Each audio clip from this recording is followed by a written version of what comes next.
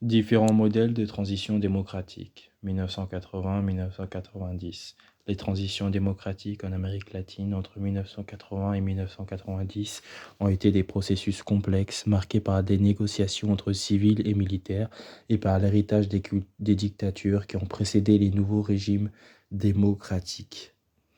Alors, durant cette période, les dictatures qui gouvernaient la région avaient utilisé la violence politique de manière extrême, laissant des milliers de disparus, notamment dans le cône sud, dont les corps ont été découverts seulement après des transitions vers la démocratie. Ces processus sont de démocratisation qui se sont majoritairement déroulés par des mécanismes électoraux ont été influencés par des pressions tant internes qu'externes. Des organisations internationales comme la Convention américaine des droits de l'homme ou le Pacte de San José du Costa Rica, ratifié en 69 et en vigueur depuis 78, ont joué un rôle important en créant un cadre de droits fondamentaux qui a contribué aux négociations.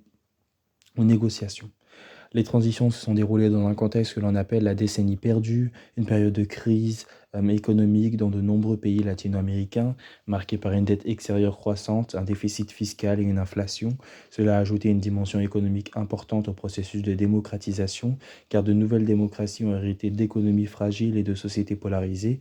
La troisième vague de démocratisation, terme utilisé par le politologue Samuel Huntington, décrit l'expansion de la démocratie à cette époque, bien que cela soulève des interrogations sur la véritable nature démocratique de ces transitions, où il s'agissait de processus où les éléments autoritaires ont été préservés.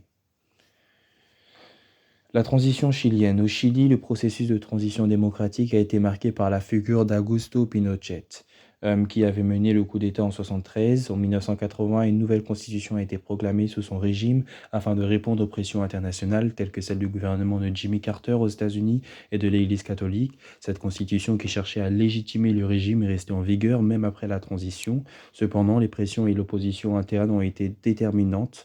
En 1987, le groupe Izquierda Unida, composé de 7 partis, a été formé pour mobiliser la population et unir toute l'opposition afin de vaincre politiquement le régime.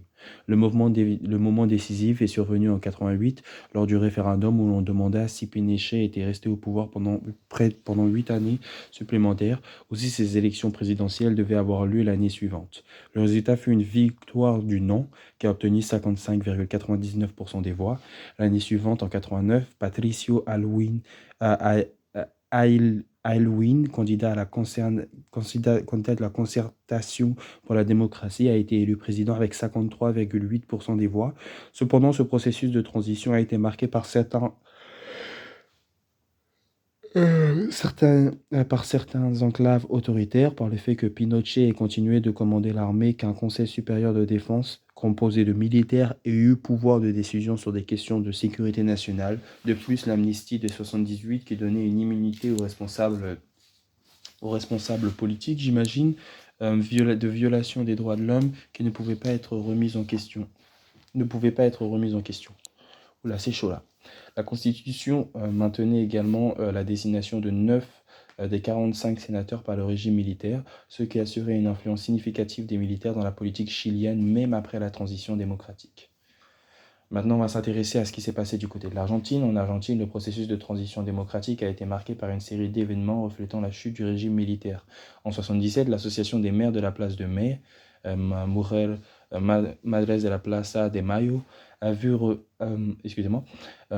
le jour pour lutter contre la vérité sur le sort des disparus en 1982. La défaite de l'Argentine dans la guerre des Malouines contre le Royaume-Uni a provoqué la chute de la troisième junte militaire. La troisième junte militaire. Cet échec économique et militaire a discrédité les militaires, facilitant le chemin vers les élections. En 1983, Raúl Alfonsín, candidat de l'Union civique radicale, a été président avec une majorité absolue. En 1985, le procès de la junte militaire a débuté, aboutissant à la condamnation de plusieurs de ses membres pour violation des droits de l'homme, parmi lesquels Jorge Rafael Videla. Plusieurs de ses membres et ce processus judiciaire a été une étape importante pour affronter l'impunité des crimes commis par la dictature et pour faire progresser la justice dans la nouvelle démocratie. La transition en Amérique centrale. En Amérique centrale, ce processus de transition a été de plus complexe en raison des conflits armés qui ont marqué la région pendant des années 1980 et 1979. La révolution sandaniste a renversé la dynastie de Somoza au Nicaragua et le Front sandiniste de la Libération nationale a pris le pouvoir. Pardon.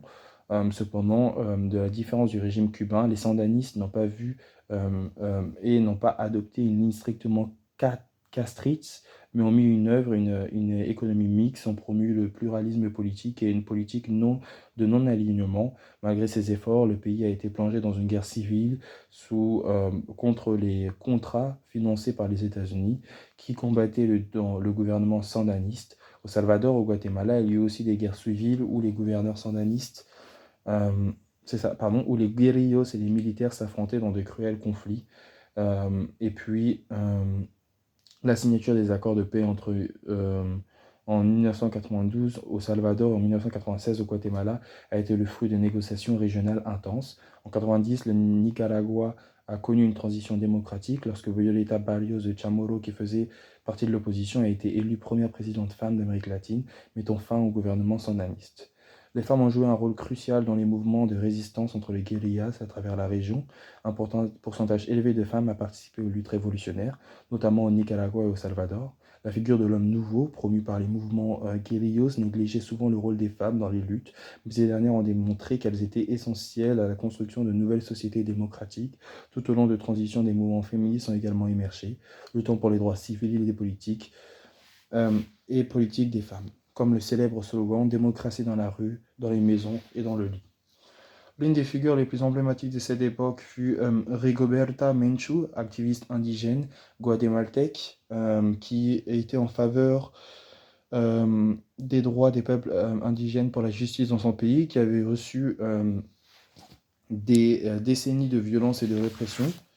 Alors son travail, il a non seulement mis en lumière les luttes sociales, mais aussi a contribué à la visibilité des femmes dans le processus de démocratisation en Amérique latine. En conclusion, les transitions démocratiques en Amérique latine entre 80 et 90 ont été des processus complexes, souvent dirigés par des acteurs qui avaient fait partie des régimes autoritaires ou militaires. Bien que ces transitions aient impliqué l'établissement de nouvelles démocraties, elles ont souvent été marquées par la permanence d'enclaves autoritaires. L'impunité et la violence ont souvent été marquées par la permanence d'enclaves autoritaires. Et cette impunité et cette violence. Néanmoins, ces transitions ont également ouvert la voie à des nouvelles avancées et en matière de droits humains et de justice sociale et de participation politique, notamment pour les femmes et les groupes opprimés. Cependant, le caractère démocratique de ces transitions reste questionné par la manière dont les relations de pouvoir ont été gérées, par les limites des réformes mises en place.